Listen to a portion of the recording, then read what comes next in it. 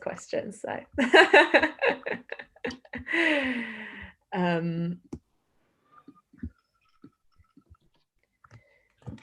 my friends ask me enough questions as it is.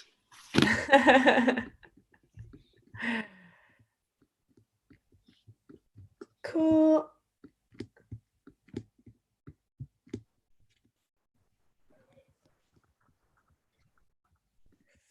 I'll just wait kind of 2 to 3 more minutes and then I'll give an introduction and we can get stuck into the juicy stuff.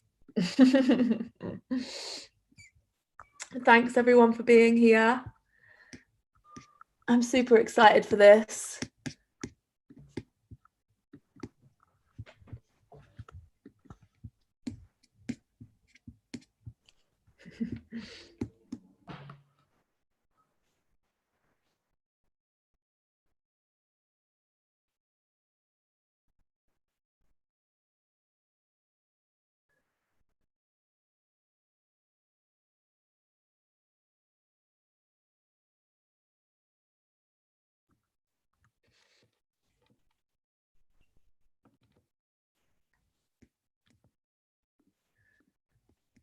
Cool.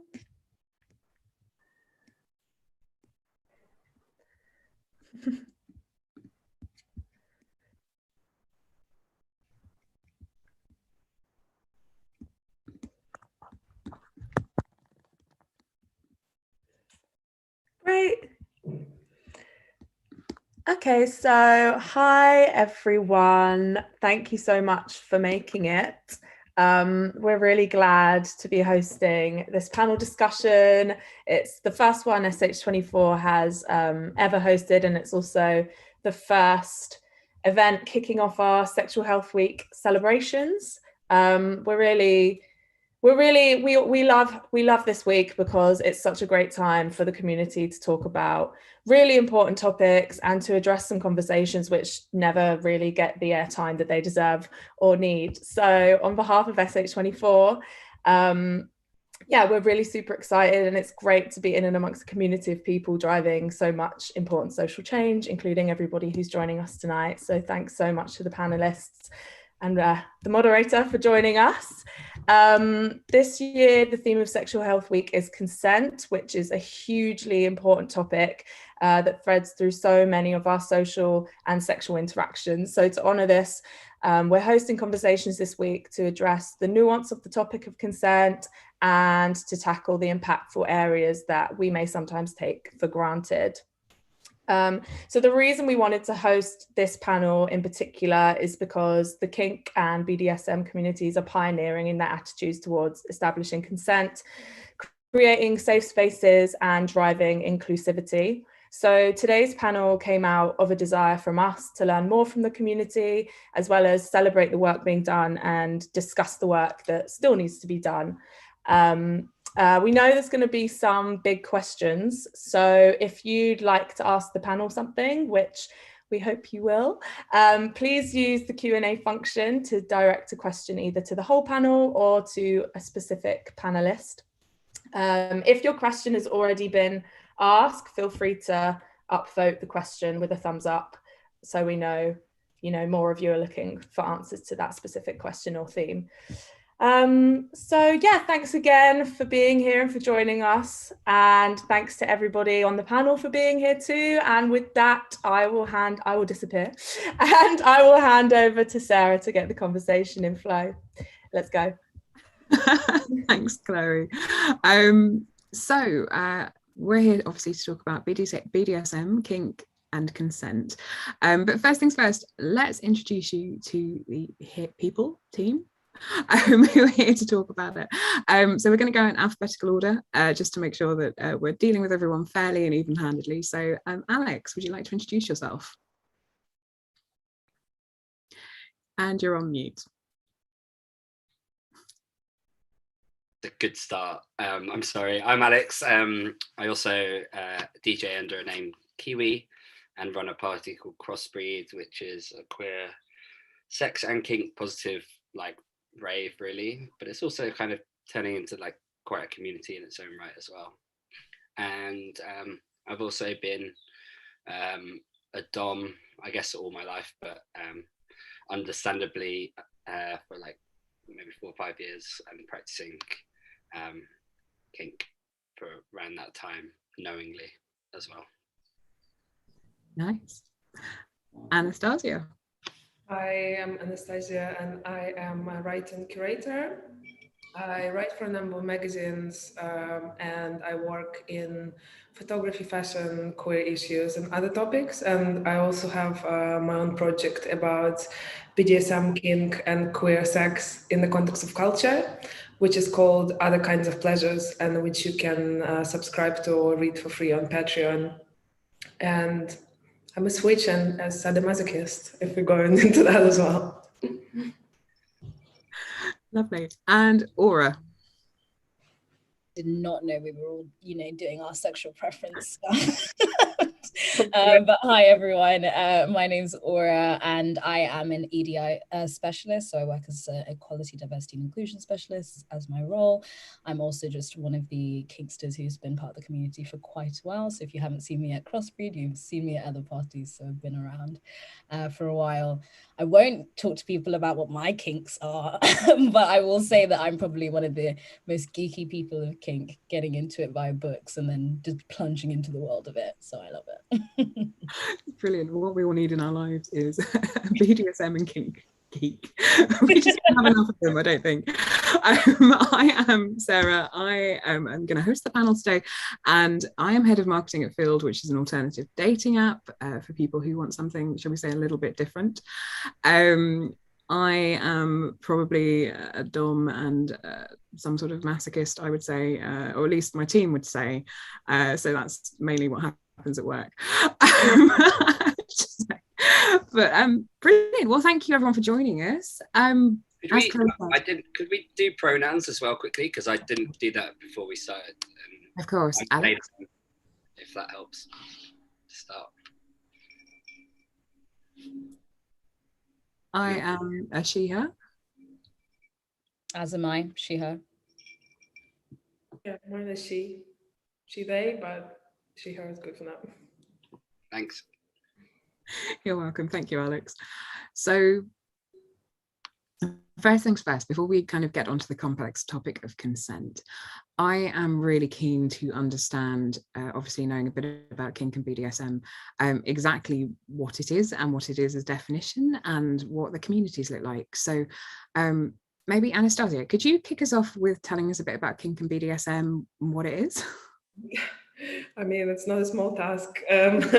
But yeah, I think I could talk a bit about that and maybe about kind of the cultural and broader relevance of it. So there's lots of definitions for BDSM which float around online and in books, but I think I would define it broadly as consensually, ethically, and safely playing with power, sensation, restriction, control, pain, and things like that. So it usually involves practices of bondage, discipline, submission, domination, again, pain. So it's basically a lot of different practices, but I think what unites all of them is that you need a very clear communication between partners on what's happening and how exactly it's happening, because it's, I think, especially to people who are outside of kink, it looks kind of like something quite high risk. So, I mean, more about that later, but I think basically, yeah, it's defined basically by a very clear communication consent between partners. And I can also add, I guess, from my own personal interest in kink and BDSM and sex and language, is that for me personally, BDSM has been a great source of learning how to talk about sex and pleasure and finding that language, because yeah, I think I just hasn't been, because I grew up in a very patriarchal society in Russia and I never could kind of find ways how to talk about what I wanted in sex and what was pleasurable to me and was it I needed from it. And I think I haven't actually fully found it until I found like kink literature and kink community and BDSM as practice and that great language of consent which it gives. Lovely. And just, I mean, a quick question off the back of that, if I may. So your kind of way into kink, was that through kind of culture? Was that through conversation? Like, how did you approach discovering the scene and the community? I mean, in terms of desires, I guess it was from very early on. I think a lot of, I mean, a few people in kink would say that their earliest erotic memories were about something related to kink or BDSM. So to me, it was like just fantasies about being tied up and things like this, which, you know, you get like really like strange excitement about, but don't understand. So, and I mean, obviously porn when you're a bit older. So like in my fantasies, it's been like my sexuality forever. But it did take me a while to find the community, and I think I managed to only fully embrace it after coming out as queer, and I came to it more through reading a lot of like clever dyke literature from the 1990s and 2000s, and kind of looking more into lesbian queer sides of kink, because that felt more like liberating, and just it kind of went together for me with like queer sexuality as well. So yeah, and then you know, and then the pandemic happened, and I was like, well, if it's time to go to a sex party, it is now, and I'm going. So you know, I think I was actually one of those people in terms of like parties and more community engagement. I was one of those people who just got kicked by the pandemic and being like, the time is now. You don't wait anymore. You do it now. So that was. I think a lot of people will sympathize with having to get in there quickly, like, you know, the rise of sort of dating apps and all of that kind of thing over the past 18 months has been somewhat phenomenal. So I can sympathize with the It has been quite helpful, actually, I have to admit. I've had quite a few. I appreciate the plug. Has anyone else got anything that they want to say around that subject?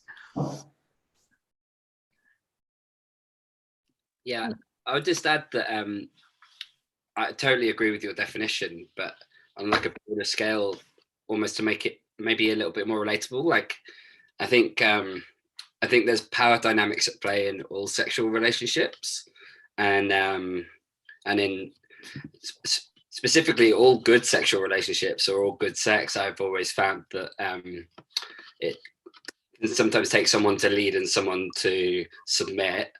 And that can change like in the sex itself, but for people that are maybe like watching and aren't into pain or aren't into like sort of like extreme bondage, really what we're talking about is about like trust and engaging, trusting someone to lead you somewhere, or vice versa, like someone placing their trust in you to kind of like show them what you want, but also communicating about what they want too. So yeah, I actually think that most good, healthy sexual relationships play off BDSM dynamics and dom sub dynamics, DS relationships. So I think it's quite relatable to most people that are sexually active anyway. Yeah. So with that in mind, I think it's really interesting what Anastasia was saying about discovering the scene, because a lot of people have probably heard the word the scene, right? What is the scene, and how does one kind of discover it, and what does it mean to be involved in the scene? What are the kind of like rules and regulations, and does it differ based on the kind of community that you connect with? Aura. Go on, Aura. No, I think that a lot of the time when people think about the scene, they think of it as like quite exclusionary and very like, oh my God, this small community of people and you can't be in because you're not in the scene. And it seems so elitist when people describe it like that. But really what the scene is actually just a community of people who are into kink. I think that, you know, the idea of the scene has changed drastically over the last 5 years, especially when I first got into this world. The idea of the scene was very much there. There were very much the key players in the scene, and there was very much like this very, you know, white cis heteronormative idea of what kink was, and if you weren't part of that, you weren't part of the scene. And so, yeah, I think it's changed drastically since then. And I think it varies for different kinds of people that you're communicating and getting part of. I don't know what your other questions are because they've lost my mind now. If you don't mind repeating them. It was kind of coming back to this idea that Anastasia about to kind of like just discovering it and realizing that there were people out there in groups who sort of had beliefs and then understanding and uncovering the practices. Like, what is that experience? What does that look like? I realize that might be quite personal to some people, but I'm really interested to unearth a little bit of that just to give a bit more context to the rest of the conversation.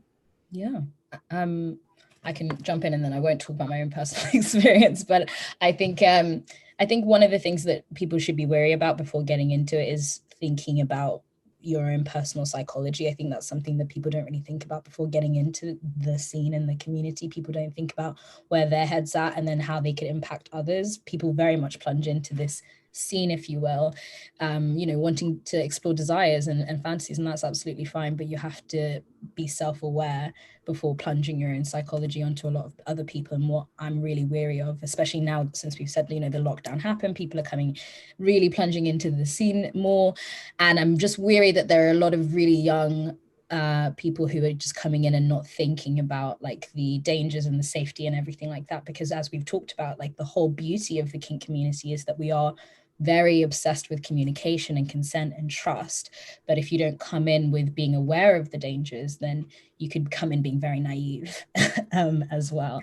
And that's my biggest fear. But I'll go over to you guys for the positive sides. I think what you kind of just touched on, like you said, like the community, like that's for me what the scene represents. It's about like mutual shared like understanding of values, like of also like kinks and fetishes, but ultimately it's about like it's about care and love and attention and mutual aid, and like it's not just like sex, it's much more. It's like we like really think about our actions and we consider other people, and yeah, when I think about the scene, I hate that word, like, but I think about community, like I think about radical politics, I think about queer politics, I think about subculture, I think about doing things differently. Yeah, I really don't actually think about sex in relation to the scene very much at all. I just see a group of really wonderful people that care, and I also see what Aura sees, which is a whole lot of other people that want to be involved, but maybe don't necessarily have the educational access yet. And I think it's about people that have been about to kind of share, educate and embrace and include. But like education is such a key part of it, because without that, yeah, like people come in, they rush in, they make mistakes, and then they're like, shit, and they're either pushed out or they run out screaming, So yeah, I think like education is a massive part of it, but ultimately just community and just a shared like value in being a bit different. But also I question that all the time, because I don't think we are very different. I think maybe everybody has and suppresses fucked up dark fantasies thanks to the patriarchy and all the other systems of abuse that hit us through our entire lives. So yeah, I don't know, that's just me. No, I think that's a really valid point. Anastasia, did you want to say something? Yeah, I just wanted to add, actually, I don't know where all the people are from who are watching, but I think a very contemporary part of actually kink and BDSM and how it exists is the online aspects of the community, as like Instagram, Instagram primarily, and other online platforms. Because I have a lot of friends who are into like fetish culture, kink, who are from completely different places, who are from like LA or Berlin or somewhere else, who sometimes I never even met personally, who we kind of share like appreciation for each other's creative work, which relates to kink or something. So it's also, I consider that also being part of my scene or community, not just people who are like in my immediate access in London. And I think actually that's quite a good way for people who never experienced the scene, or like just kind of meeting other people in kink and even thinking what they want, is to kind of maybe I don't know, look at how people express themselves online, or just look up what's there and kind of see, do a little bit of research, do a little bit of reading, and think what kind of resonates. And also have to say that, like, I think the kink community is one of the friendliest ever communities, because partly, I guess, because of marginalization from other, like, because maybe we're not as judged these days as people used to be judged like 30 years ago, but we're still likely to be judged in some contexts. And it's just great to have friends with whom you can discuss these things, because it's just good for mental health. Because it's very needed. So it's quite precious, I think, to have that. Yeah, and I think those, I mean, obviously I have a vested interest in online communities just because of what I do for a day job, but I think it's really interesting to see kind of how it all manifests at various places online. And if you don't know it particularly well, it comes across as very creative and very visual. So when you do your research, when you look on Instagram, when you kind of begin to surface that, there's a lot of really creative, inspirational output coming from the community, which you don't necessarily see in the same way sort of for other kind of radical or sex positive communities. So I think it portrays itself as a really, really exciting hub. I'm really interested in something you said just now, Alex, around kind of education and people entering the communities. And when people do that, are there kind of frameworks or kind of guides to how people act and behave, which, for example, something like Crossbreed actively promotes? I mean, yes. Just quickly going back to what Anastasia said about online communities, I just want to say, like, lots of people will push people when they first get onto the scene in the direction of FetLife. FetLife is not an accurate, like, representation of the kink community in any way, shape, or form, and it's just also, like, it's useful, and it was also highly useful for me when I first arrived, but it's also completely full of predators and not a safe space. So go into that place with caution. That was that's just a side note I just wanted to add, because so many people get on FetLife and it's great and awful. In terms of frameworks for like education and stuff, like my education really came from just making friends and people sharing information with me, and also just doing like my own research and into like the stuff that I was particularly interested in. And asking questions and making myself vulnerable. Like, lots of people think that they have to know it all, and they have to be the best at everything, and that it's some sort of competition between DOMs to like know how to spank people best. And like just be honest about where you're at, and ask for help and ask for advice, and like that's what we're all here for. That's really nice.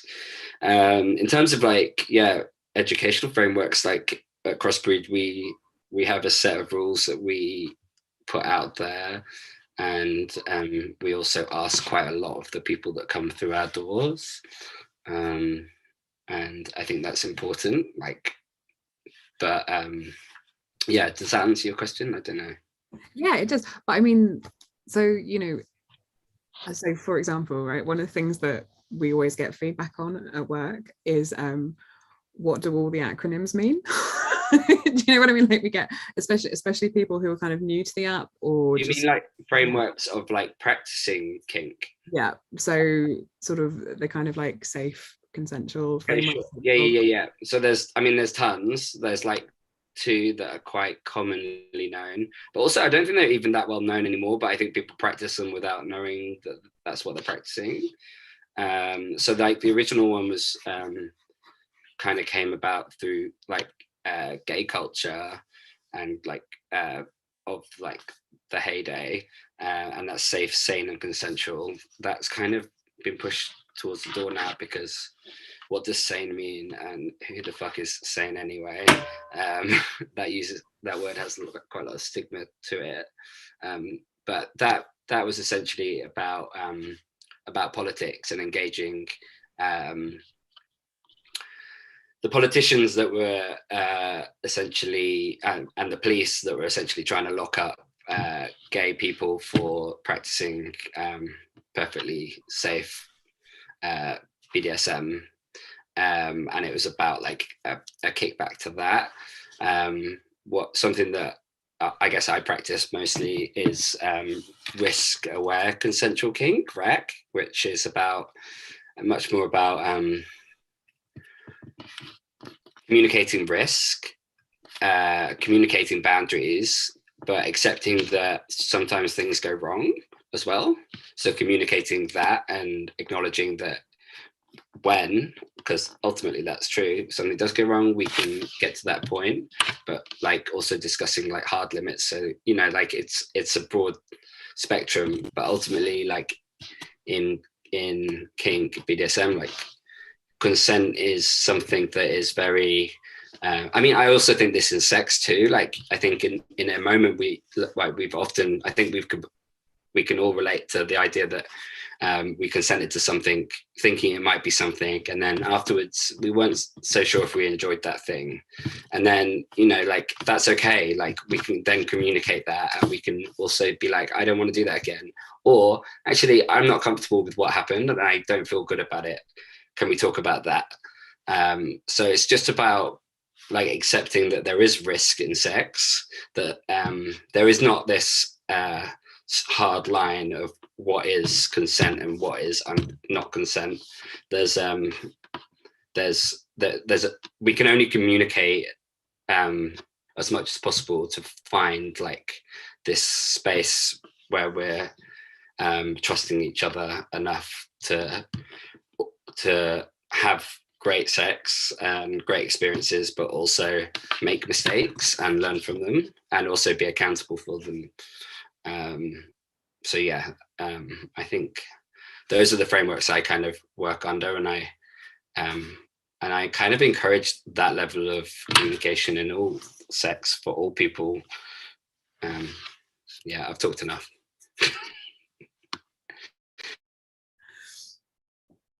Anastasia, Aura, have you got anything you'd like to add to that about kind of the way you approach those conversations, or the frameworks that you've learned as part of the community? Okay, I was waiting. I was like, maybe you'll go first. No, I think, you know, there's quite a lot that you can do in terms of researching. And I think that, you know, if you can find like kink influencers are the best kind of people to take a look at for that kind of stuff. There are some really good brands and sex toy brands that are out there. Like I know Self and More do a lot of amazing content on their website around like consent and kink and various pieces like that in terms of sexuality. But also, like, I think ironically enough, Alex runs Crossbreed, but he's not even plugging himself. Like Crossbreed do put out their own content around various different pieces within the kink community. And that's something that I kind of collaborate with Alex on occasionally. And I think it's something that we're quite passionate about when it comes to like, you know, understanding kink and understanding the nuances when it comes to intersectionality. Like that's something that we ran last year in 2020. Like Black History Now, and I think we might be doing it again this year. So there's definitely like educational pieces that different influencers and brands are constantly putting out at various times. I think it's all really about diversifying your Instagram feed and your social media feed so you can actually be constantly aware of that kind of stuff. I don't think that there's like a kink.com. Well, there is a kink.com, but you will not find the framework there. It will not be there. So yeah. Honestly, kink.com, I've learned so much. Their practices are actually very good. Very good. So like after like their after videos where they talk about the consent stuff, kink.com are great source of information. So but yeah, everything you just said, or honestly, it's true. Like, like social media is changing the game, not just for kink, but for people finding like their sexuality in terms of like queerness, in terms of gender. Like younger people are finding this stuff much quicker. They're finding out what they want. They're making less mistakes early on. They're like, you know, schools aren't teaching this shit, but fucking social media is, and kids are getting, you know, I feel like kids are a lot more protected in that sense now, and that's really positive. So yeah, 100%. I was thinking maybe it makes sense to give some of the basics about how would we differentiate practicing BDSM from just regular sex. If you want. So I guess there are like elements, I think, which regardless of what is it you're practicing, which would be there, which is probably the negotiations beforehand, when you sit down or you text or whichever way it looks, and you tell each other what you're into and what you would like to do together, and what you also something you don't like and you definitely don't want to do, and then you kind of find some kind of common ground, and you have safe words, which are the words which you say for the scene to stop if you're uncomfortable. You also sometimes we use like words like hard limits and soft limits, which is like hard limits is something you never do. Soft limits is something you're not doing, but you might consider doing. And then there is also, I guess, aftercare afterwards, when you've done the thing and you like have a cuddle and take care of each other and share a nice moment.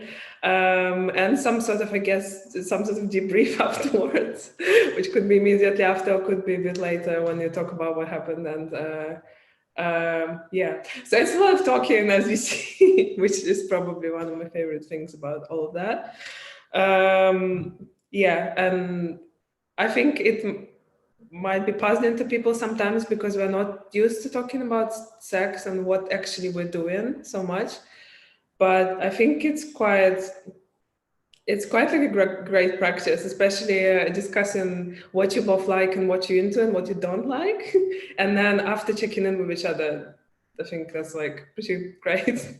So yeah, I think that's part of what I was saying in the beginning, how through BDSM you can really find a language and how it gives you this also, you can be more confident, especially if you're like in a weaker position or like, I don't know, I mean, it's not like a right way to phrase it, but you can be quite confident basically that your boundaries will be respected. Yeah, definitely. I'd add on that. I think that like the difference between, you know, regular sex and everything like that is that there's a real importance based on, you know, especially if you're in dom and sub kind of thing, there's a lot more power being submissive. And I think a lot of people misconstrued or misunderstand kink as one of those, oh, these women are being subjected and tortured, and it's like they wanted to, they consented to that, you need to mind your business. But yeah, I think there's a real importance on like communicating, and that's something that's really different to the rest of them. And I wanted to kind of stress Anastasia's point there in terms of aftercare. Wow, Apple listens to everything. Sorry about that. No, yeah, I think like the aftercare thing is really crucial. I wish more people were aware of that before joining the community, because what you're doing, what you're engaging in is a lot more intense than your everyday vanilla sex. And if you're not taking the time to debrief and calm somebody down and give them that, you know, time to breathe afterwards, then leaving them straight afterwards feels to me like an act of aggression. Like honestly, I don't think you can be you know, doing safe BDSM if you're not doing aftercare. Like yeah. It's one of the greatest lies of sort of heteronormative hookup culture, is that you go have sex and then you just leave. Do you know what I mean? It's like, that's not good for anyone. Like, regardless of gender, sexuality, all of that. No, I disagree. Like some people's aftercare is that's what they need, you know? Like I think aftercare is something to be negotiated. Like Anastasia said, like it's like for some people aftercare is actually having space and being left the fuck alone. And that's valid too. It really just does just depend on who you are and what you need, but also what your partner needs. So like discussing that too. But yeah, like I think like aftercare is something like should exist. and I think does exist for some, like out of the community, you know, like if you have a hookup, or also if you just like, you know, just have sex in your marriage that is really just like normal, like check in the next day, be like, how was that last night? You like it? Like it, like, or do you feel weird about it? Like, I felt like we were a bit too drunk, or like whatever it is, you know, like checking in, like that is aftercare. And sometimes like people need aftercare like right in the moment, right afterwards. And we have this thing called sub drop, which is something that some people experience because maybe they've been through an ordeal of pain, or maybe it's just been really emotionally charged, the sex, and it's, you know, taken something out of them, and also like flooded their body with endorphins, and they might be like on quite a high, and they need to like kind of come down off that slowly and be supported in that. So yeah, it's aftercare encompasses a whole huge range of things, and it really just means like, again, communicating what your partner needs. Yeah. So on that thought, if we sort of move on, I feel a bit like I'm writing a university thesis where I'm like analysing every word in a question. But obviously the next part of this is around consent. I think probably most people in this day and age, hopefully, are aware that it's complex. You know, we've sort of been through Me Too and various other movements. There have been conversations about the impact of alcohol and drugs, for example. What is consent, and why, like, aside from what I've mentioned, why is it complicated? Aura, do you want to start on that?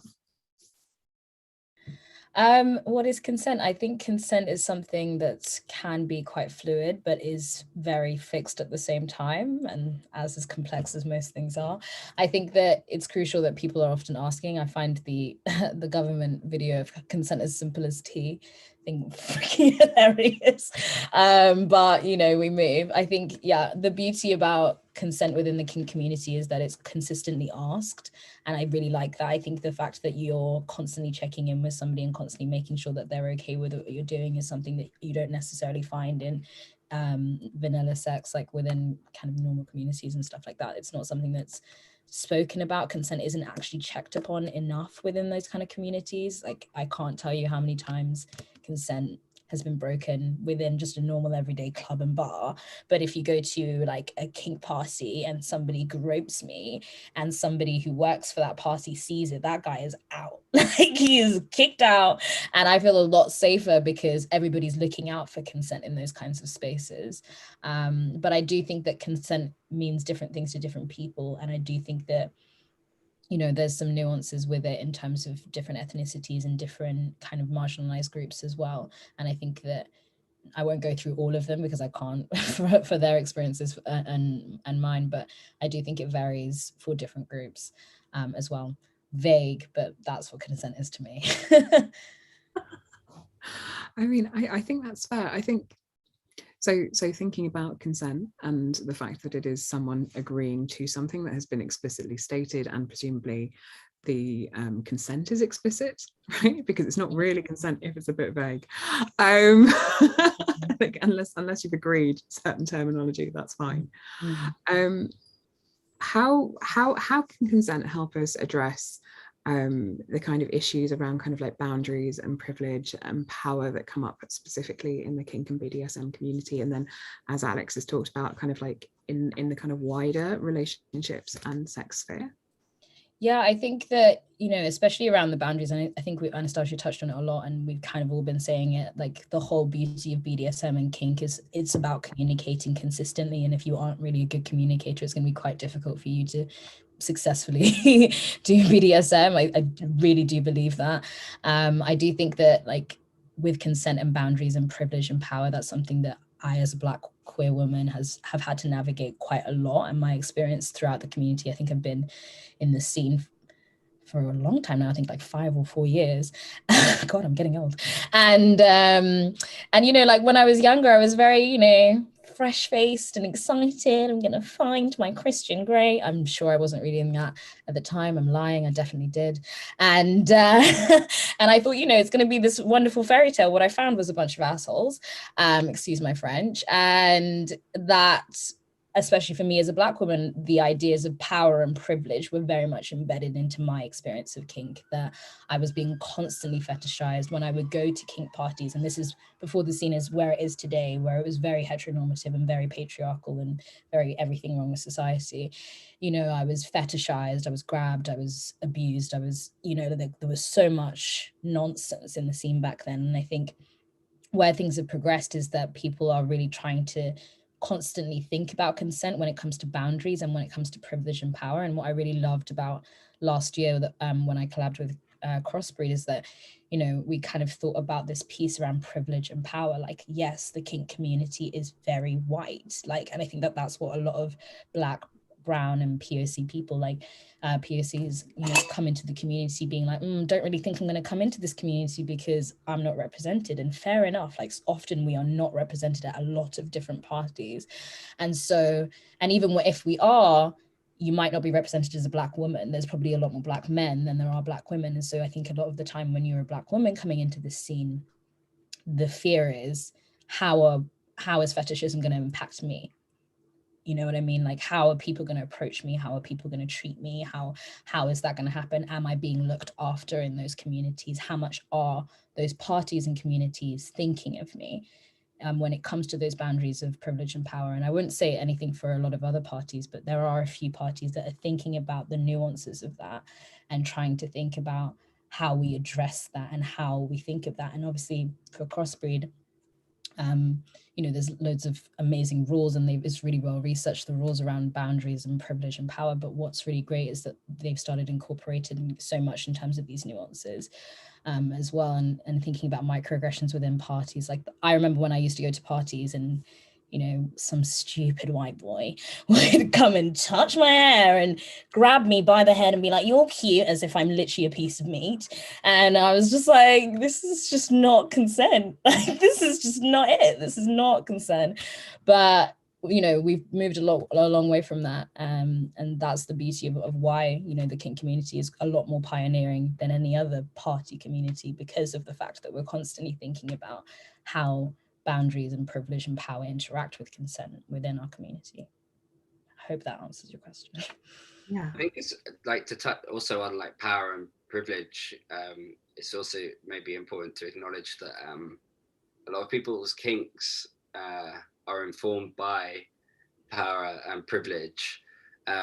So, you know, like patriarchal society that we're all brought up in, it's very common that women lean into more submissive roles in sexuality and men lean into more dominant roles, and that is reflected within the scene too. And it's something that whilst like we want to change, like we don't want the patriarchy to exist anymore, as long as it does, like our sexualities are going to continue to be informed by those things, and recognizing that, understanding it, and also acknowledging that like our sexuality is still valid, even if it's informed by the shit that's, you know, even if it's fucked up, like it still gets us off, and that's okay.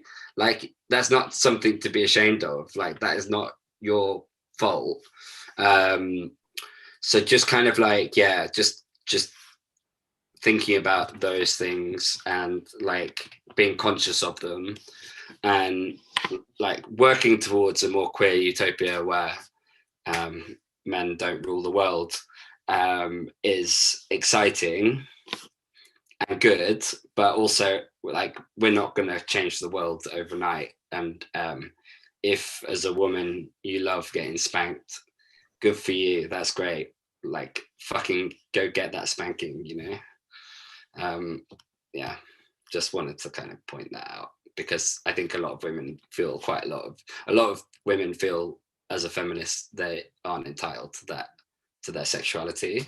And I think yeah, if it's there, embrace it and embrace you. It's an interesting one, I think, because I think the only definition of feminist really is like if you own your desire and you do what you really, in an informed and safe way, want to do, you should be able to do anything. It's interesting that in the 90s and like early 2000s, like the lover dyke scene, so like lesbians who practiced S&M was very, very, very stigmatized and was very judged by feminists actually, who were saying that you are just replicating what patriarchy does and you're replicating the same roles, and you can't have sex with a strap on because it's just not what we do here, which so they did a lot of great writing, a lot of work explaining why this is not the case. And if we think also about practices relating to like sadomasochism, is some things which existed for centuries and they date really far back, and it's something also which is linked to our biology. So it's like everything is just more complex than we think when it comes to our bodies and sexualities, I think. Yeah, and what I wanted to add, I guess, about consent and BDSM is that I think a great thing about it is also that I feel, and I felt when I discovered it, is there's less shame about saying no, especially saying no as a woman or a non-binary person, or basically saying in the vanilla sex you might be ashamed of saying no, being like, oh, is this person not gonna like me anymore if I don't agree to this or that. I think this is what a lot of women are brought up with, being like a lot of people pleasing, a lot of being like, oh, this is what I should like as a sexually open person. And I think in BDSM is a supportive community of people who would be like, no, it's your right to say no because this is your boundary. And it's perfectly fine to be not okay with this or that. And it's like absolutely totally fine. And I think that's great. And I think also the notion of accountability is really a great one, as if like constantly checking with yourself whether as a submissive you're looking after your well-being enough and you're checking in with yourself enough, or as a dominant partner whether you're also checking in with yourself, whereas if are you respecting the other person's needs, and are you respecting your own emotional needs, are you not like kind of literally abusing your power which has been given to you. So this kind of practicing this accountability with yourself is also, I think, a big part of consent, being like constantly like checking yourself that you are not overstepping something and being kind to yourself and others. I think that's also a great practice.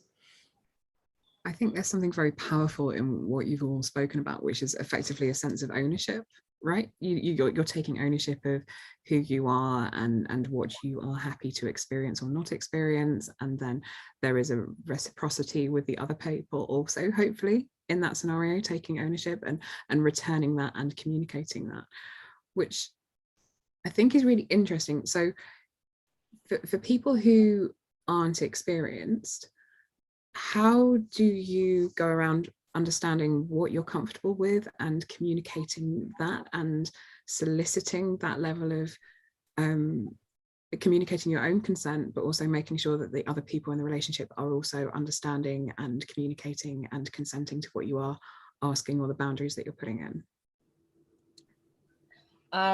I would say it's really important to get into the community via socials first, or like if you can meet a community of people and make sure that you have a community of people that you can speak to and have a sounding board. I think that's really crucial to do first, because a lot of the time people get into the community via like an app or like, FetLife or whatever. They're approached by somebody who they're attracted by, and suddenly, you go into this thing kind of completely raw, not really knowing what's going on. I think the best thing you can do, and the best thing that a lot of kink parties do, is that we host socials, so you can come and meet people and you can come and talk to people about, oh, I've never really tried that, and you can just have a normal conversation. Nobody's hitting anybody at socials. Everybody's just having a drink and being, casual and having a conversation. And I think the more conversations you can have, the more you can normalize what your fetishes or your desires are, and the more you can vocalize them, the more you can actually become comfortable with them for yourself before you necessarily plunge into dating somebody. And suddenly you might find, especially for women, you might find yourself pushed into something or pressured into something that you're not necessarily comfortable with, and you haven't felt comfortable to even voice. Because for a lot of women, myself included, especially when I first came into the scene, I wasn't comfortable voicing what I liked. I didn't join a community first. I dated first, and then there was pressure with that. So it's really important that you have a community where you can go, oh, this person I'm dating asked me to do this, but I'm not really into it. What does everybody else think? And so there's people to be like, no, that's not okay. And you can have a community of people to like make sure that you're safe. If you don't have that, it can be a little bit trickier to kind of navigate your way through that. So definitely just check out social. And also it gives you a space to vet partners, which is really crucial, you know. Yeah. Like if there's something really specific that you want that requires a high level of skill, maybe like you want to find someone that has that knowledge, so that you feel safe and comfortable, and you can talk to other people that have played with that person and make sure that, you know, their practice is good, and someone isn't just like, oh yeah, I can do that, and then they're like googling like how to tie a knot, you know. Like, yeah, vetting is important, being around like other people that have other experiences of playing with lots of these people. Like if it's something that's kind of does require skill and knowledge, and sometimes like, you know, medical care, you know, like it's good to be in an environment where lots of people know lots of people. Yeah, it's helpful. Yeah. And just to add on to that point, that vetting piece is so good as well. Like having a community of people that you know, like a WhatsApp group or a social group that you know within the community, it's really good for vetting people, because you can be like, oh, I'm dating this person. And usually within our community, we all know who to and not to. Like we all know, like it's not a massive community, but everybody knows everybody's business, because as you can tell, we're all having sex. So we all know what's up. So it's good to, you know, kind of have a sounding board for that as well. So. I would add probably in terms of exploration that, I mean, sometimes it's just good to start from like spending some mindful time with yourself and trying to understand what is it you're drawn to and what is it you like what are the dispositions and fantasies you kind of have, but then don't admit to yourself for some reason, and then kind of maybe, I don't know, you can write them down in a lists are helpful. You can, yeah, so it's better. And if you happen to have someone who you can talk about it as well, would be great. But yeah, I know it can be kind of a bit nerve-wracking getting into all of that. But yeah, so I guess knowing yourself and at least a bit is helpful. And then I guess, yeah, not being afraid of going, yeah, to a social, because people are friendly. At the end of the day, people in kink are friendly, and it's doable. Yeah. We were in there at some point when we didn't know anyone, and we were kind of not sure why are we even into this, but yeah, it's all good. So then, because I think this is really interesting, because a lot of this feels very specific to the kind of kink communities and kink relationships, but are there aspects of kind of consent that you take into your kind of like wider lives, whether they're kind of like work relationships or, you know, sort of relationships or sex of other kinds, and is it as simple as like yes and no? Yes. And no. Yeah, like since I've come onto the scene, like my entire communication has changed. Like the way I talk to people, the way I read people, the way I look out for cues, social cues, like and it doesn't just come down to sex. It's touch, whether that be a hug. It's you know, that doesn't need to be verbal all the time, but it's about like picking up on someone's body language, where they're at. Do they need a hug? You know, like reading that if you did hug them, maybe they didn't want it, and they're being like, okay, cool, I'm sorry, I didn't mean to invade your space, you know. But also to just like conversations, like does someone want to have like if you're like super high at the club and you're talking a lot, you're one of those people, you know, you got a lot to say, do the people around you want to hear it?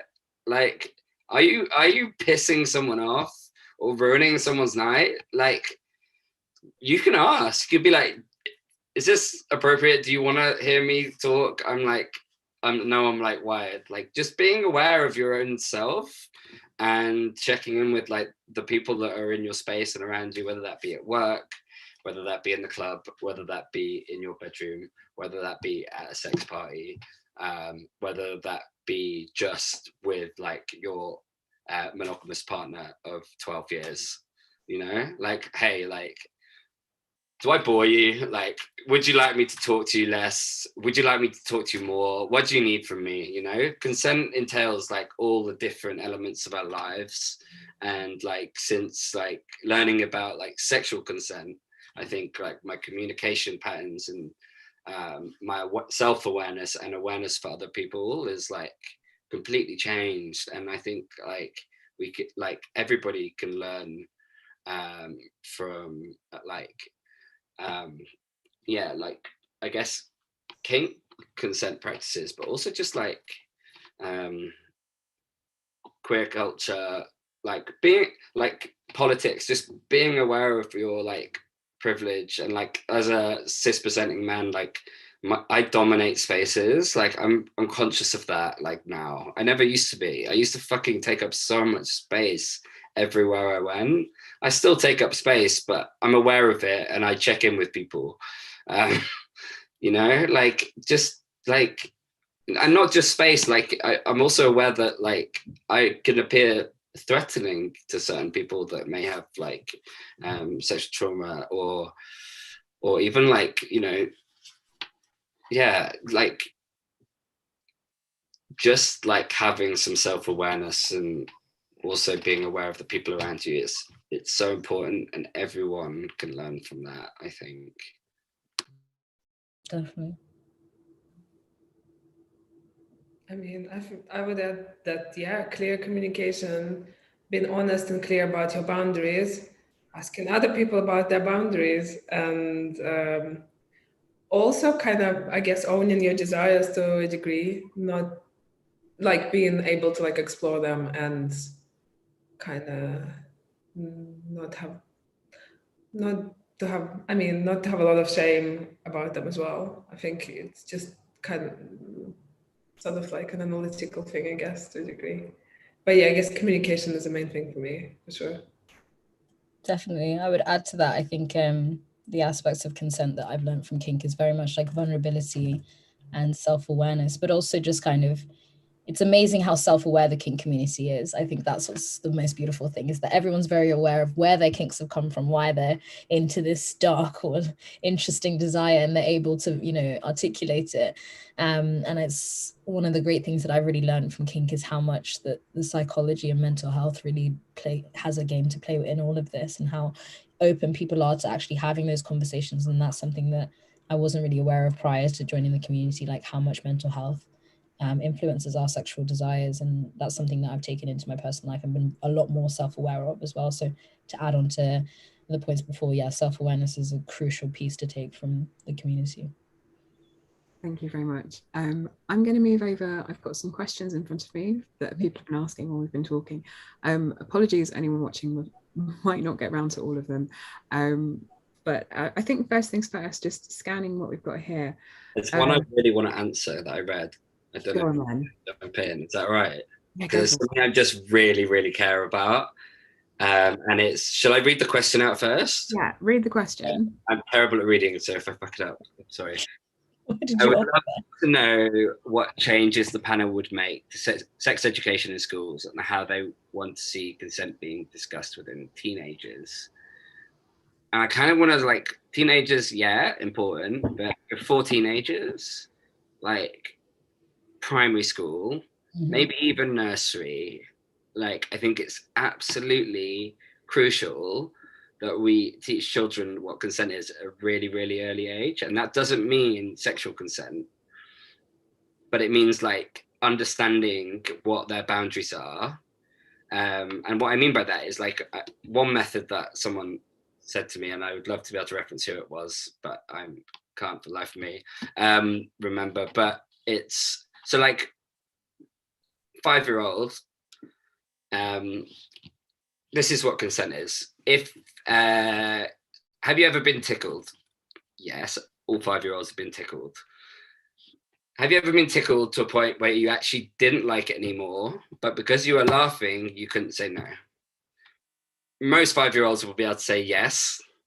Like, you know, we've all been tickled to a point where it's really, really uncomfortable and scary sometimes, you know, at a young age. Like, I have loads of memories of someone tickling me, and because we're laughing, like, we can't say no, we can't stop it. And then because it appears that we're having a good time, the adult doesn't pick up on the fact that actually this is shit. And I think most children have been through that experience. And then you say, someone broke your consent there. And if in the future, any situation happens, either physically or emotionally, that you don't like, you should tell someone about that afterwards. And you should explain why you actually really didn't like that happening and you wouldn't want it to happen again. And you should tell your parent, because so much sexual abuse with children happens because children aren't taught how to tell people that they don't like something. They're taught that adults are right and they have to do what adults say, and they aren't allowed to have personal boundaries because, you know, being a parent's fucking hard and you need your kid to do what they're told. I get it, but also it makes them really, really vulnerable to sexual abuse, and that translates as they get a little bit older and they become teenagers, and boys want to manipulate them into doing what boys want, or, you know, not just boys, like vice versa. It happens. And they're not given any frameworks to really say no. They feel like, you know, especially in England, we're taught to please. We're all taught to be people pleasers. We're taught to be polite. We're taught to say yes. Like, yes, I made that happen. Yes, I want to help. Yes, like, yes, yes, yes. And we're never taught as children that we can have, like, set our own boundaries. And I think it's really important that sex is taught in nursery schools. So not sex, sorry, consent is taught in nursery schools. It's taught in primary schools. And it doesn't need to be a sex education class. It doesn't. It just needs to be a class in how to set your own boundaries. And I think you know, as soon as that starts happening, like, these children become a lot less vulnerable, and we will see crime rates like drop through the roof in terms of sexual abuse, because, you know what, someone touches that child and they know how to say no, or afterwards they know how to tell someone that something happened to them and they didn't like it, and they trust that they're going to be believed, and they trust that they're going to be listened to. They're going to feel really, really, like, secure and safe reporting that incident. And that's how change happens. And the system as it exists is fucked. Anyway, yeah, sorry. No, I think that's really valuable. If anyone's interested, the NSPCC did some really, really good work about how to explain consent to kids. And it's actually brilliant. I've used it a couple of times to explain to adults, and it's very similar to what you just did, Alex. So very, very much thank you for sharing. Does anyone else have any thoughts on kind of like consent in education, whether it's sex education or wider education? And how do you talk to, for example, someone who's maybe a bit older and already has the impression of what they should be doing?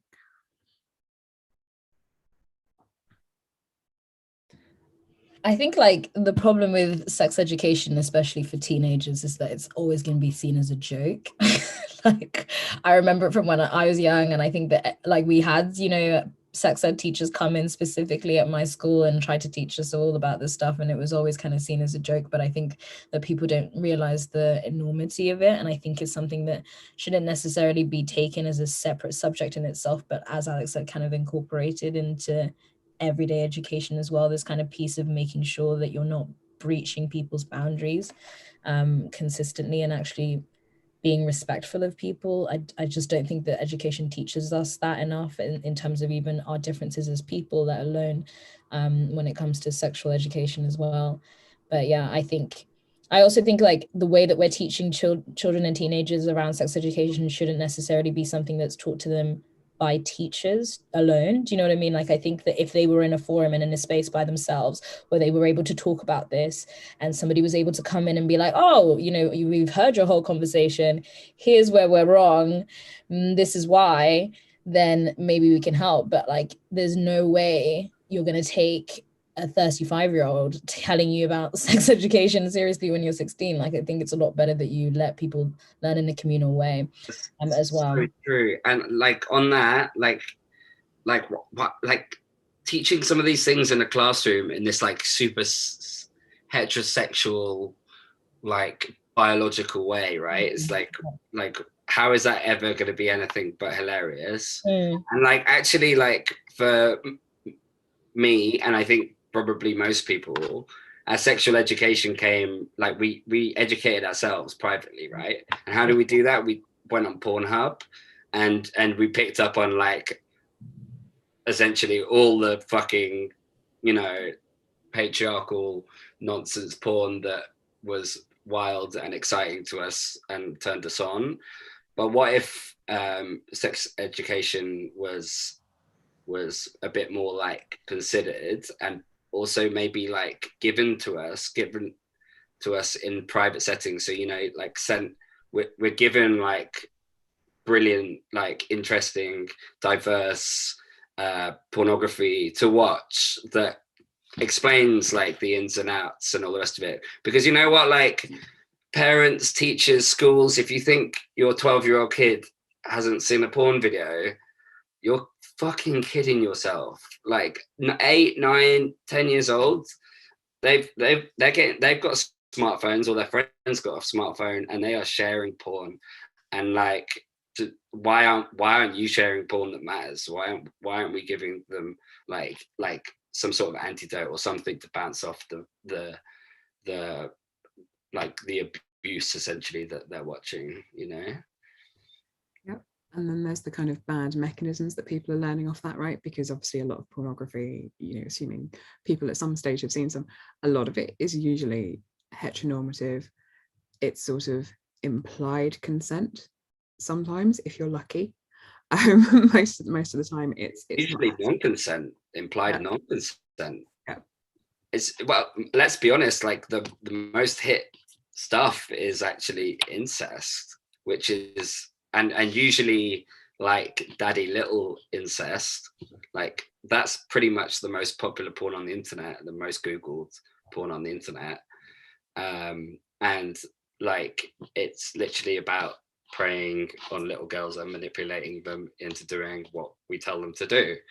And that informs the kink community massively, and that's why there's so many daddies and so many littles on the scene. And like I said before, that's okay. These are valid sexualities that have been informed by our upbringing, but our upbringing on porn, our upbringing by the systems that are oppressing us. And you know, what if kids were brought up on different stuff a little bit? Like, what if they had access to different stuff? There's no access. Yeah, I think the key is actually trying to create a sex positive culture, which gives you quality information on sexuality and desire because what we end up after all of this conversation usually is just blanket statement being like, oh, porn is bad, or like nudity on the internet is bad. And this is how we end up with like huge amounts of like online censorship, which then impacts basically impacts sex workers, impacts artists, impacts queer people, especially queer people who are like different abled or more marginalized. Again, different shapes, bodies, people of color are always more impacted by censorship. So like basically it makes sex a more marginalized topic yet again. And that again pushes us all into shadows, and that again means that we end up in this vicious circle of when we're like afraid to educate younger people and children about that, because there's always this argument of like, oh, that's not damage to children, let's not let them see it. But yeah, I think the problem is that we're not generating a quality conversation about this. Well, we're generating it now, actually, so more than us. There's not enough spaces like that where you could talk about sex and consent and all these things as part of culture and as part of our existence. And I think this is what we need, because we need like open resources to learn.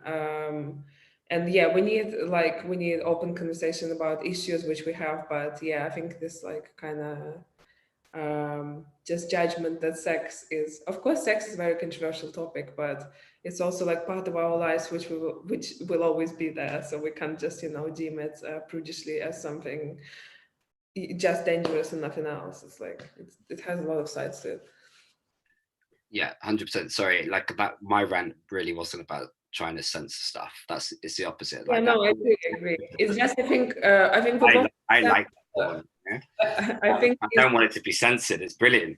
It's more just like how can we give more diverse access to children, like with other stuff, you know, so they can make more informed decisions about what they like moving forwards in their lives. Yeah.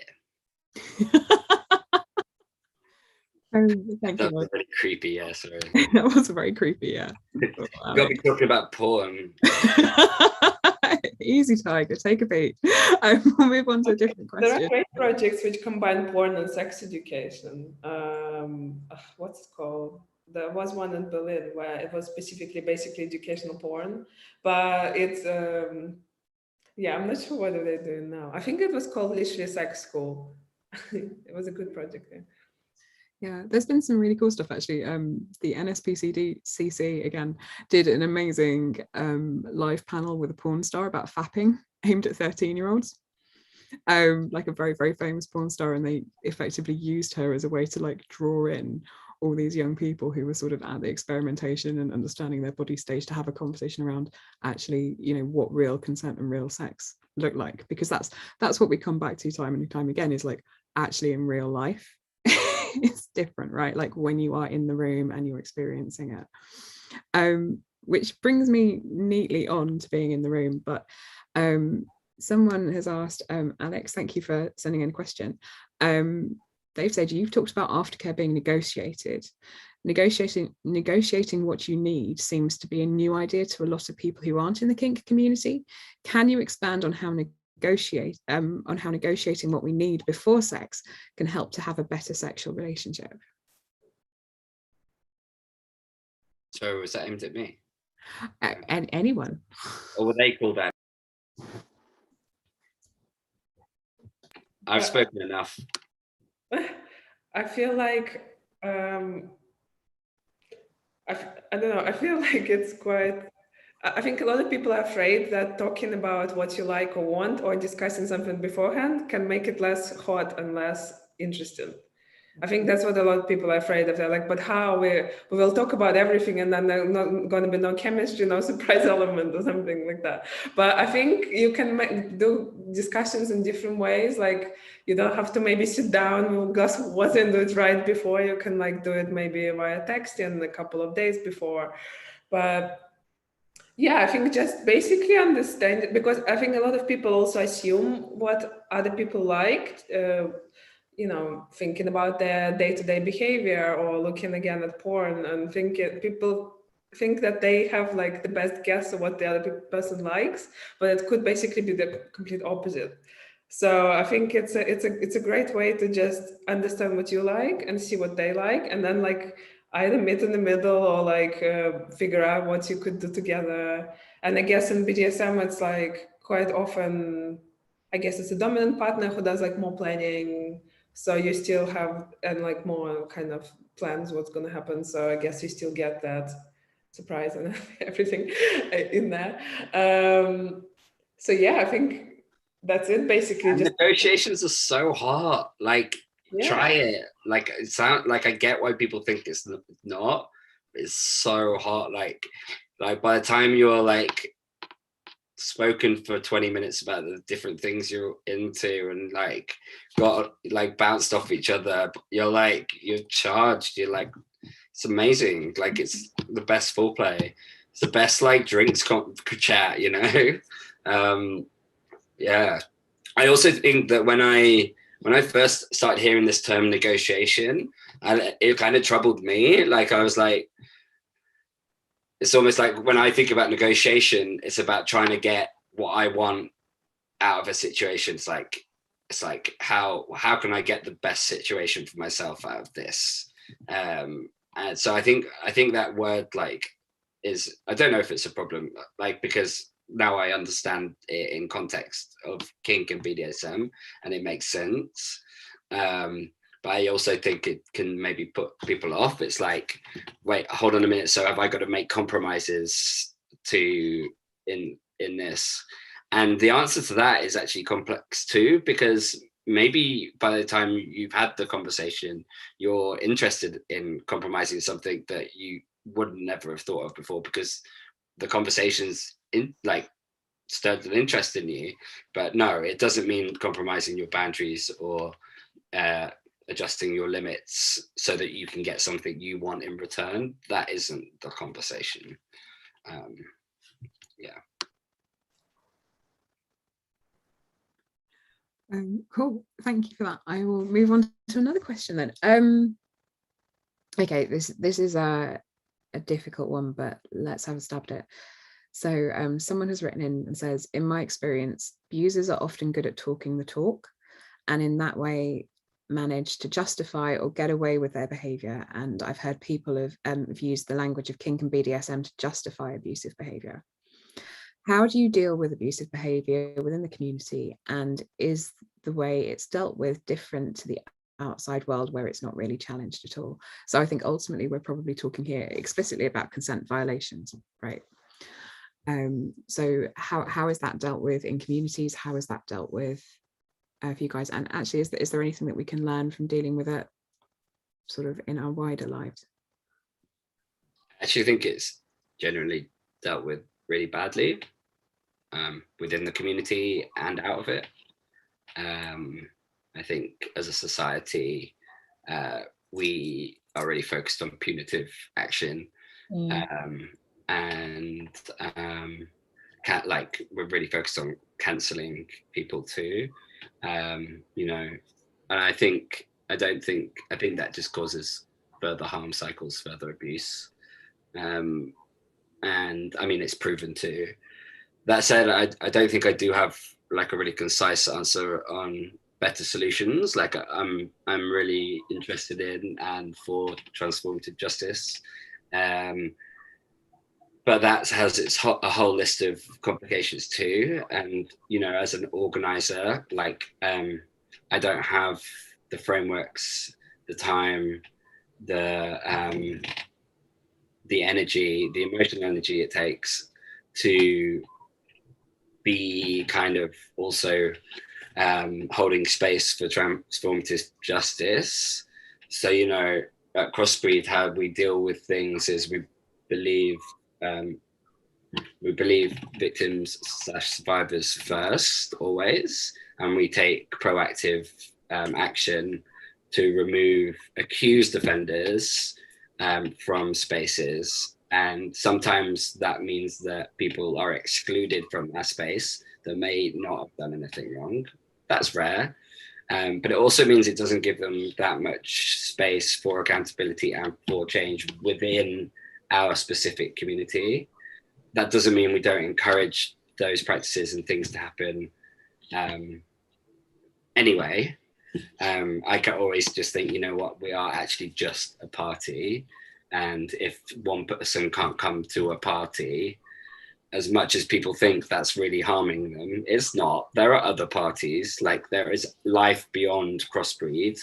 You know, like, so for me, like that's almost how I justify like making those moves. And for me, it's also like a very potentially hazardous, dangerous environment. So I want to err on the side of caution. But when it's like, when we're talking about accountability within like relationships and like more like smaller friendship circles, like I think there's better ways we can be calling our friends, because you know what, often these abusers are people that we love and care about. We can call those people in, we can seek like practices and accountability processes, we can support them in helping them to like make changes within their life so they don't repeat the behavior that has caused the harm, and we can also acknowledge the harm that's been caused and support and care for the people that have been harmed within those processes. And that can look like a huge different amount of things. And again, that it then becomes about negotiation too, and it's about centering victims and survivors, but also providing education, support, love, care to abusive people, because abuse comes 98% of the time through cycles, and pretty much all abusers have been abused. Like behavior repeats itself, and I think like most people in the world, by the time they got to 30, have experienced abuse. Not necessarily sexually, but maybe in the workplace or at school, or and we've all experienced harm, and kind of like most of us have also like done harm, and like just reflecting and having space to talk about those things without this fear of being cancelled or excluded from all of our friendship group or reported to the police, potentially put in prison. None of these things create an environment where people can really like be accountable for actions and really like make positive changes and grow as people and as communities. But yeah, I mean, also transformative justice, like it takes time, energy, essentially money, and there's no funding for it. There's no space for it. So all we really have to rely on is a punitive justice system that just causes more harm and further abuse cycles. So yeah, it's a hard question to answer, and the system's fucked. And until we overrule the whole system and defund the police and start funding social care workers, transformative justice spaces, putting the care and love into community values and calling upon community, families, friends to help do this work and supporting them through it, these harm cycles will repeat and they'll go on forever.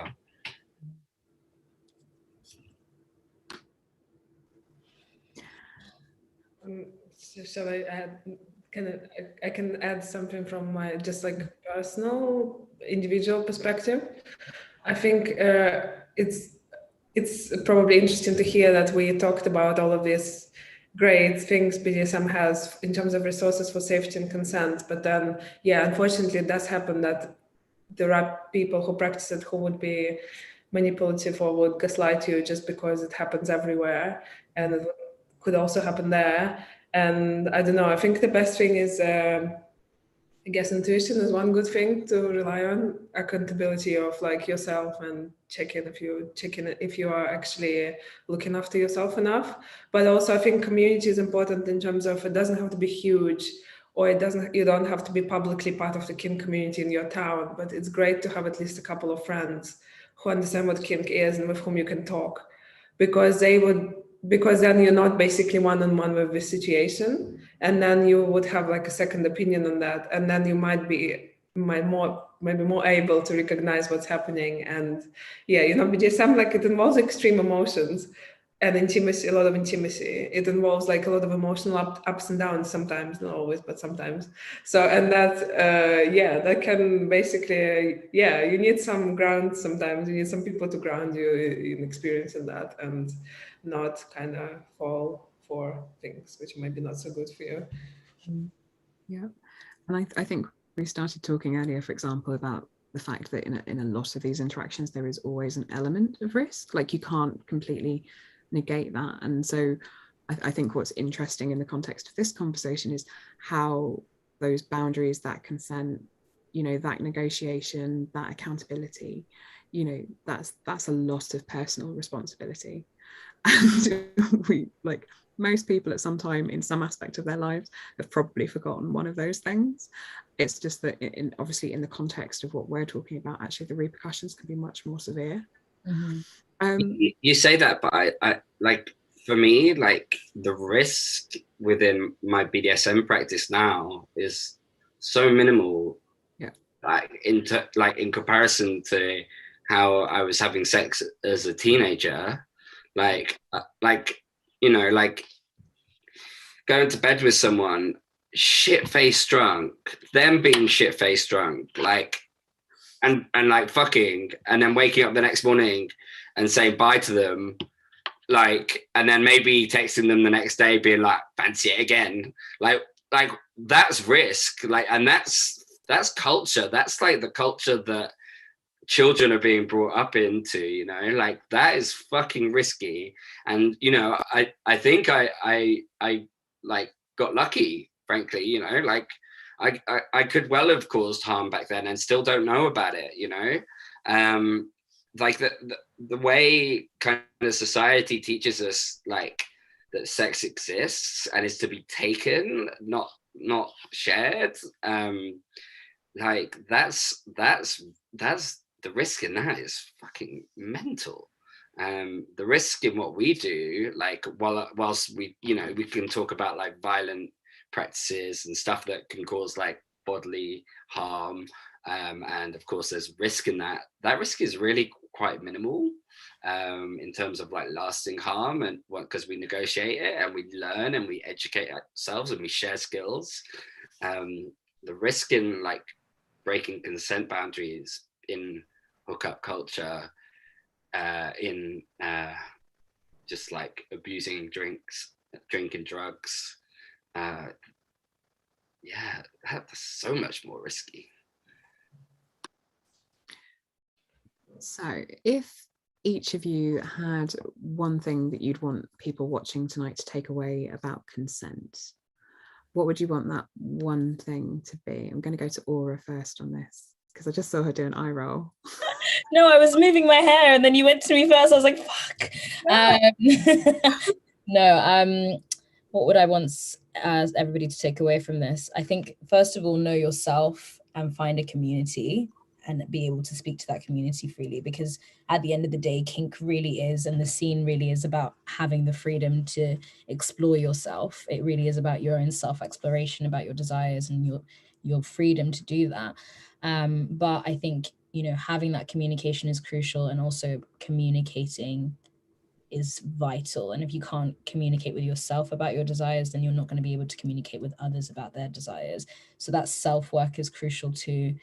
And so much so to the point that you have to be educating yourself crucially. Like, it sounds so nuanced and big, but like the self-awareness thing is crucial, especially within the kink community, because if you're not being self-aware of not just consent, but also just like political issues, like gender issues, race issues, ethnicity issues, if you're not being self-aware of those things, then you can't really be that self-aware when it comes to kink and consent in itself within that community as well. So basically, self-awareness and community. Lovely. Anastasia? That was excellently put, actually. I don't know what to add. I guess I'll add that just don't be afraid of looking for language to talk about what you want and like, and don't be afraid to ask other people about that as well. Yeah, don't be afraid to look for language for your desire, and don't be afraid of talking too much and or learning too much or reading too much about any BDSM or sex topics you're interested in, because it is probably the best way to have sex or do BDSM is to learn about it and be open. Yeah. Alex? Like, no matter what sort of sex you like or want to have, like, I think it's really important that you're prepared to make yourself vulnerable, emotionally vulnerable, like in terms of your communication. Like, don't be afraid to ask, don't be afraid to check in. Like, if there's any doubt at all, just check, like just check in. And that just goes on for like life, not just sex. Like, just like if you're not sure if someone's comfortable with something in a space, like, take a minute to check in. It's nice. It never hurts. Just do it. Yeah. be brave, because we're taught to not do it. Like, we're taught that that's weird, you know. I watched Love Island this season. I mean, I fucking love that shit. It's so stupid, it's so fucked up. But there was this particular moment that really fucking got me, and it was someone asked for consent on the show. Someone was like, "Can I kiss you?" Like, it was a really beautiful moment, and that never fucking happens on Love Island, right? And the narrator, is it Ian Sterling or whatever, like berated this person for asking for consent, like it was I always ask. I don't know what he said. I can't do the accent either, but it's like he basically made a joke about it. And not only that, but like other people heard, like in the island, you know, they're all listening to each other and we're like giggling. Like, it was like, I was like, what the fuck is this shit? Like, why are we teaching like children that it's weird to ask to kiss someone? It's so fucking cute, and it can also be so sexy. Like, like, I get it. Like, some people, it could be like a really awkward moment. Like, you should have just kissed me. I was consenting with my eyes. That can exist too. But maybe you weren't sure. Fucking ask and do it in like a cute way and be vulnerable. It's nice. Like, yeah. People, please just like think about that for a minute. Like, you're asking for a reason. It's because you're a bit unsure. Like, it's scary kissing someone for the first time. Like, you don't know, like, if they want to kiss you back. And if you don't know, ask them. Don't just lunge like a dickhead. But as well, not everyone can read. Do you know what I mean? Like, not everyone has the ability to read another person. Not everyone emits the same cues and all the things that you think you're communicating. People probably aren't getting it. So that's where that kind of like explicit consent comes in. I think what's really interesting, a lot of the things we've spoken about tonight are very applicable in real life. So, for example, what you're saying, Aura, about having a community of people you can talk to. Like, even if you're the most vanilla, married for 25 years, like, you know, find friends, find communities, find all sorts of things that you can talk to about this stuff if you want to continue having those communications. You know, sort of everything I think we've spoken about tonight is completely transmissible. With that in mind, if people want to go away and continue sort of learning about this and researching about this, have you guys got anywhere that you would encourage people to go to look at it? I know we've mentioned the crossbreed work, for example.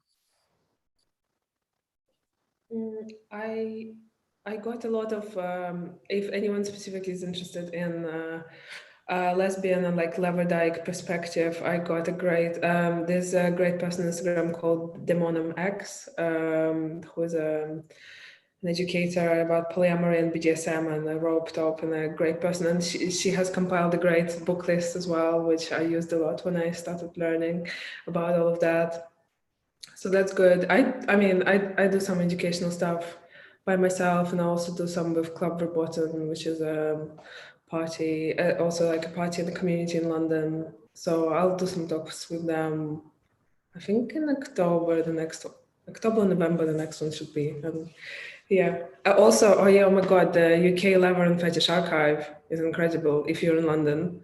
It's at Bishopsgate Institute, and it's like lots of great literature and vintage magazines and everything about kink and fetish. And you can go and see that it has existed for decades, and you're not the person who not the first person ever who wanted those things to happen. So it's a great resource. I've been following someone called the Consent Wizard online recently, like last few weeks, and I've been really enjoying like their stuff. I don't know, I don't really know too much about them, but yeah, it's just like Consent Wizard on Instagram, I think. And I quite like the Come Curious girls. They have a podcast. I can't remember what it's called. I went on it, but they like if people are just interested in engaging themselves in general sex education and like destigmatization of like sex and doing the unlearning, their podcasts are great. Like especially as an entry point. And yeah, I mean, with Crossbreed are going to be doing a load of workshops. We're doing one with Aura about unpacking racism within the kink community, and yeah, and kind of talking about the different microaggressions and fetishizations of black and brown people in these spaces. And we're also going to be doing consent workshops. We're going to be doing ones on unpacking fat phobia and body diversity within the scene, but also like sex positive spaces, and also just like, you know, pop culture, you know, like fat isn't sexy apparently, and that's bullshit. Like, that shit's bullshit. Like, fat people are fucking hot, you know. And I use fat because words being reclaimed by so many of my peers that are occupying this space.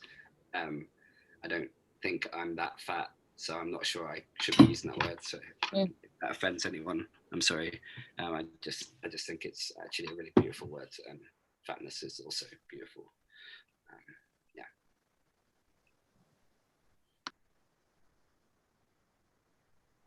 All right. Yeah, no, I kind of mentioned before, I think, you know, it's really important to like diversify your kind of feed. There are a lot of really great brands that are doing a lot of really interesting things. I know I mentioned kind of Sex and More, and they do like a lot of really great content on their Instagram page. I know that I mentioned that Crossbreed does. More? Huh? What, do you mean Self and More, Poppy? Self and More, not Sex and Yeah. Self and More, sorry, yeah. So good.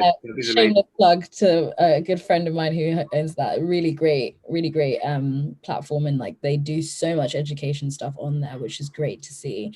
And obviously Alex mentioned that we're obviously going to be doing some workshops around kind of fetishism within the community. I think that it's really important that people do go to that. Just because there's just so much fetishism, and part of fetishism is a massive amount of just like lack of consent. Like, just because somebody is of color, the ideas of consent are very much blurred.